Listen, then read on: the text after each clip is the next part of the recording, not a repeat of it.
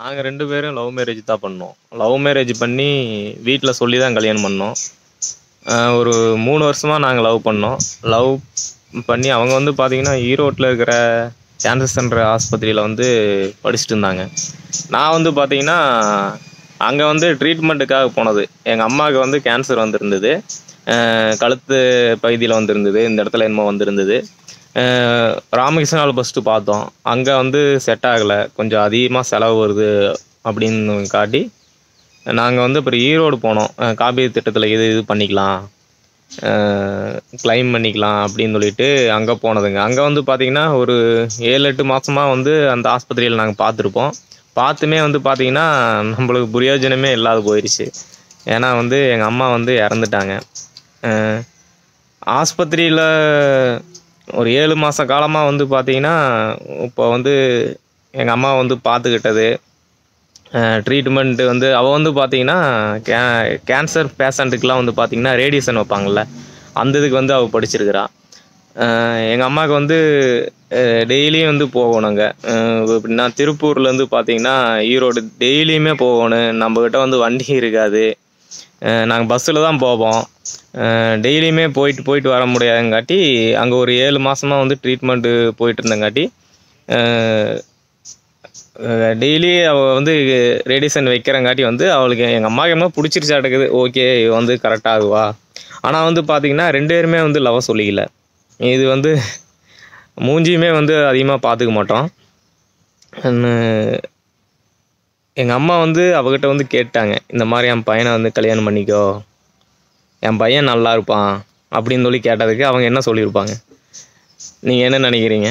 அவள் வந்து பார்த்தீங்கன்னா எங்கள் சடனாக வந்து எங்கள் அம்மாட்ட வந்து பேசுங்க, எங்கள் அம்மாவுக்கு ஓகேனா பரவாயில்ல அப்படின்னு சொன்னங்காட்டி, சரி ஓகே நாங்கள் வந்து உங்கள் அம்மாட்ட வந்து பேசுகிறோம் அப்படின்னு சொன்னங்காட்டி, சரி ஒரு 6-7 மாதம் கழித்து அதுக்கப்புறம் போக வந்து பார்த்திங்கன்னா நாங்கள் வந்து பேசிக்குவோம்.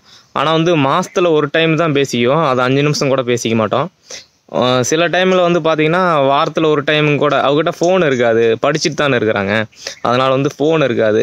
அதனால் ஒரு 2 நிமிஷம் பேசுகிறதே ரொம்ப கஷ்டமாக இருக்கும். இந்த லீவ் டைமில், இந்த பொங்கல், இந்த தீபாவளி, இந்த டைம்லலாம் பார்த்திங்கன்னா அவங்க போயிடுவாங்க, ஊருக்கு போயிடுவாங்க. நான் போய் கூட்டிகிட்டு வருவேன் வண்டியில். வந்து வரும்போது வந்து நான் வந்து கூட்டிகிட்டு வருவேன். அப்போ வந்து மீட் பண்ணுவோம். தவிர இடையில வந்து பார்த்திங்கன்னா நாங்கள் மீட் பண்ணதே இல்லை. ஒரு டைம் என்னமோ ஆஸ்பத்திரி போயிருக்கிறேன். எங்கள் அம்மா இறந்ததுக்கப்புறம் வந்து நான் போயிருக்கிறேன். போயிட்டு என்ன பண்ணுறீங்க, ஏது பண்ணுறீங்க இதெல்லாம் கேட்டு அப்புறம் வந்து பார்த்திங்கன்னா அப்படியே நான் எங்கள் அம்மா இறந்து ஒரு 2 வருஷமாக நான் வேலைக்கே போகல. அந்த ஒரு ஃபீலிங்லேயே நான் இருந்துட்டேன் நான். ஏன்னா நம்ம தனியாக தானே இருக்கணும். அதனால் வந்து அப்போவுமே வந்து பார்த்திங்கன்னா லவ் பண்ணிகிட்டே இருப்போம். இவள் வந்து ஃபோன் பண்ணும்போது நான் எடுக்க மாட்டேன், நான் பண்ணும்போது அவளுக்கு லைன் கிடைக்காது. இப்படியே வந்து ஒரு 2 வருஷமாக போயிட்டு இருந்தது. எங்கள் அம்மா இறந்ததும் கூட வந்து அவளுக்கு தெரியாது. ஆனால் வந்து எங்கள் அம்மா இறந்ததுக்கப்புறம் வந்து ஒரு 2-3 வாரம் கழிச்சு தான் அவள் ஃபோன் பண்ணான். எங்கள் அம்மா இருக்கிறாங்க, பேசலாம் அப்படின்னு சொல்லிட்டு. எங்கள் அம்மா வந்து அவள் கூட பேசுவாங்க, ஃபோன் பண்ணி தான் பேசணும் அப்படின்னு சொல்லுவாங்க. நான் ஃபோன் பண்ணி தருவேன். அப்புறம் ஒரு 2 வாரம் கழித்து வந்து பார்த்திங்கன்னா ஃபோன் பண்ணும்போது எங்கள் அம்மா இல்லை, எங்கள் அம்மா வந்து இறந்துட்டாங்க. ரொம்ப வந்து அந்த கதையெல்லாம் அடுத்த வீடியோவில் நான் சொல்கிறேன். எங்கள் அம்மா அந்த லாஸ்ட் டைமில் என்னென்ன சொன்னாங்க, எதை பற்றி, எப்படி இருக்கணும், இதை பற்றி வந்து அடுத்த இதில் நான் சொல்கிறேன்.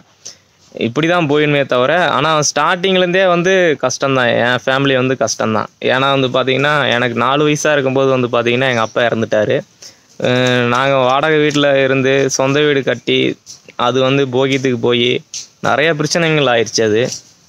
அது வந்து அடுத்த வீடியோவில் நான் உங்களுக்கு சொல்கிறேன்.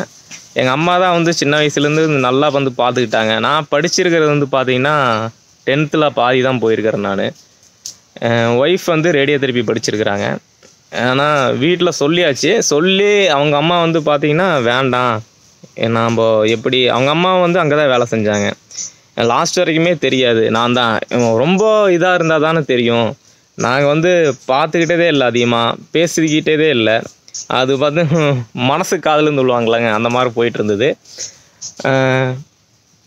அப்புறம் வீட்டில் சொல்லி அவங்க வந்து ஒத்துக்க மாட்டேன் அப்படின்ட்டாங்க. அவங்க ஃபேமிலியுமே வந்து வேண்டாம் அப்படின்னு தான் நினச்சிட்டு இருந்தாங்க. அப்புறம் வந்து ஒரே முடிவில் வந்து அவங்க அம்மா என்ன சொன்னாங்கன்னா, சரி ஓகே நான் வந்து அந்த பையனை கல்யாணம் பண்ணி தரேன் அப்படின்னு சொல்லி சொன்னாங்க. ஆனால் வந்து பார்த்தீங்கன்னா எப்போவுமே வந்து என் மேலே அவங்களுக்கு ஒரு தனி மரியாதை, அவங்க மேலே ஒரு தனி மரியாதை எனக்கு வந்து இருக்குது. தப்புன்னு வந்து சொன்ன போனால் சொல்கிறதுக்கு வந்து வார்த்தையே இல்லை. ஏன்னா அந்தளவுக்கு தான் நான் நடந்திருக்கிறேன் நான். இவளுமே வந்து பார்த்தீங்கன்னா யாருக்காக வந்து என்னை விட்டு தர மாட்டேன், நானும் வந்து அவளை வந்து யாருக்காக நான் விட்டு தர மாட்டேன். ஆனால் வந்து நாங்கள் பார்த்துக்கிட்டே வந்து பார்த்தீங்கன்னா இந்த பொங்கல் டைமு இந்த மாதிரி வந்து எனக்கு வந்து பார்த்தீங்கன்னா ஒரு அரை நாள் தான் வந்து டைமே கிடைக்கும் அவங்கள பார்க்குறதுக்கு. வந்து இந்த போய் கூட்டிகிட்டு வர்றது, வண்டியில் போய் கூட்டிகிட்டு வர்றது, லீவ் டைமில் தான். ஃபோன் பேசுகிறதே வந்து பார்த்தீங்கன்னா அந்த 5 நிமிஷம் கூட பேச மாட்டோம். ஃபோன் பண்ணி இந்த ஃபோன் இருக்காது, ஆஃபீஸ் ஃபோனுக்கு தான் ஃபோன் பண்ணுவோம்.